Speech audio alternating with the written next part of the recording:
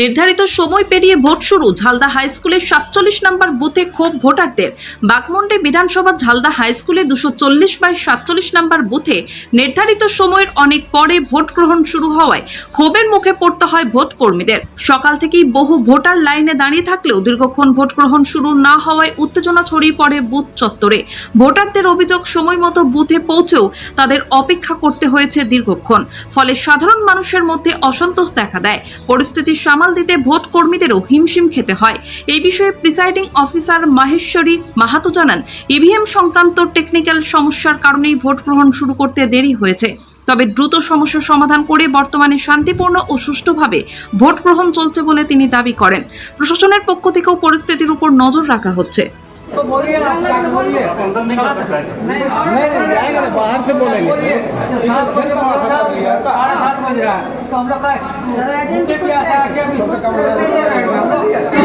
নির্ধারিত সময়ের থেকে অনেক দেরিতে ভোট শুরু হয়, ক্ষোভের মুখে পড়তে হয় প্রিসাইডিং অফিসার সহ বিভিন্ন ভোট কর্মীদের।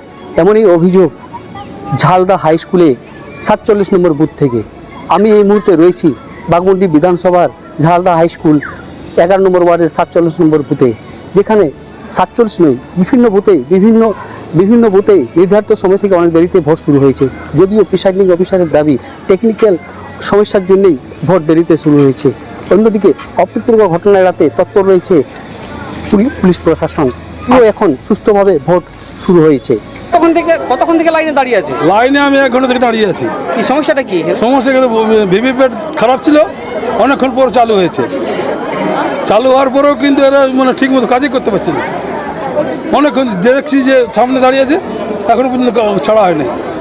সমস্যাটা কি?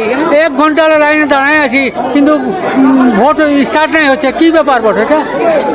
কি বলছে ওনারা, কি বলছে? এখনো স্টার্ট হয় নাই। অনেক দেরিতে ভোট স্টার্ট হয়েছে। কি সমস্যাটা কি? মেশিন কতক্ষণ পরে স্টার্ট হয়েছে? হ্যাঁ,